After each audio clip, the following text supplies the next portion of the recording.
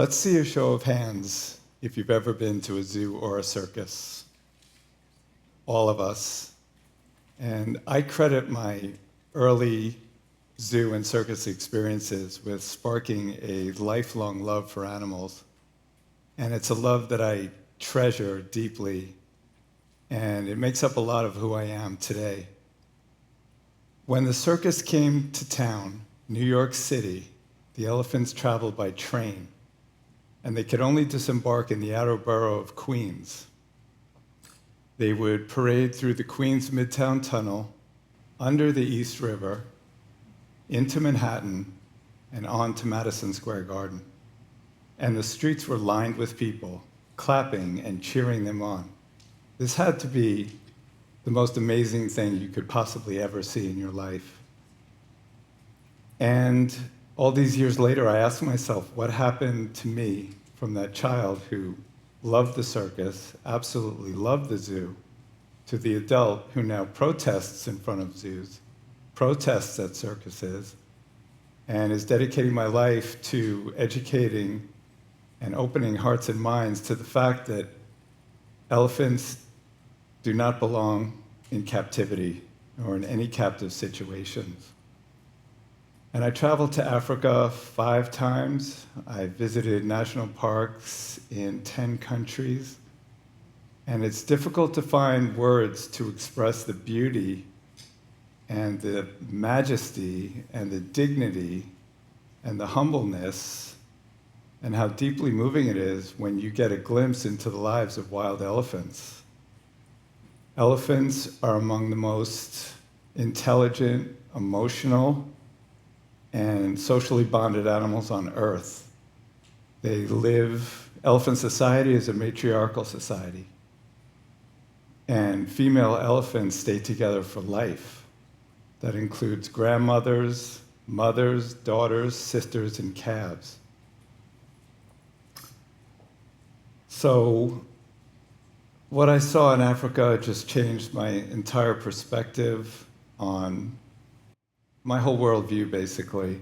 And I came back and I realized that elephants and circuses and zoos are suffering immensely. And it took a lot of research, and I found out that most circus and zoo elephants are suffering from chronic foot disease, chronic pain, arthritis, and a host of other degenerative ailments. And for these extremely sensitive animals, that includes heavy, heavy mental and emotional trauma and pain. And there are hundreds of elephants right now in North America, in zoos, circuses, and private properties. And most started in the wild, and some have been in solitary confinement without the company of other elephants for years. So the solution and the path forward to start for rehabilitation and healing is sanctuary. And a beautiful example is Wildlife SOS in India. They operate an elephant hospital, a rehabilitation center, and an elephant sanctuary. And they made a daring and courageous rescue of an elephant named Raju. And Raju was just one of many, many elephants used for begging in urban areas all across India. And Raju became a global sensation thanks to social media, because as he was being rescued, and as the chains were being removed from his legs after 50 years, he began to cry.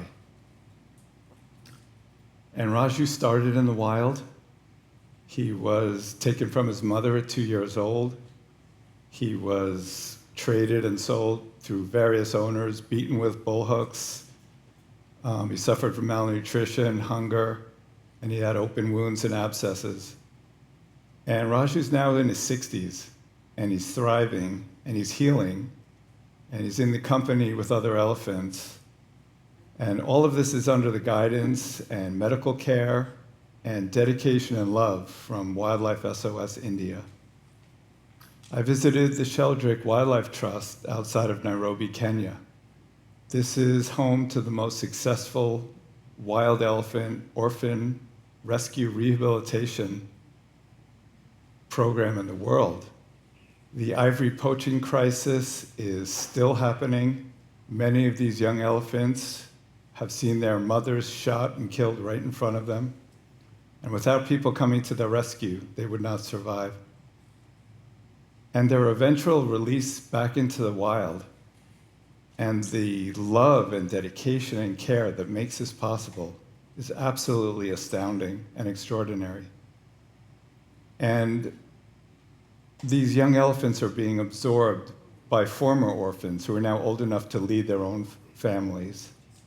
And these matriarchs appear to be fully aware that what these young elephants have gone through because they went through it themselves.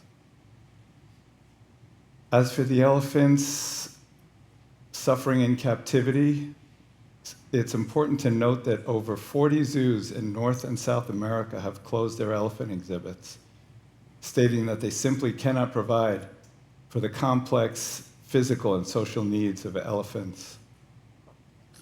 And I yearn for the opportunity to explain to children and their parents why they will never see an elephant in a zoo or a circus or giving rides ever again, and why that's such a beautiful thing. And I encourage everyone to get involved with this international, global, growing movement that is helping elephants in every situation, in the wild and in the zoos and circuses. And they are sentient beings. If there's ever an animal in the world that we might owe it to, it might be the elephant. And I would say that my experiences being around them and being close to them in wilderness settings just affected my entire life. And I think this movement is about compassion, it's about kindness, it's about empathy, and it's about love. And it's something that if we all get together and raise our voices, we can actually accomplish this. Thank you so much.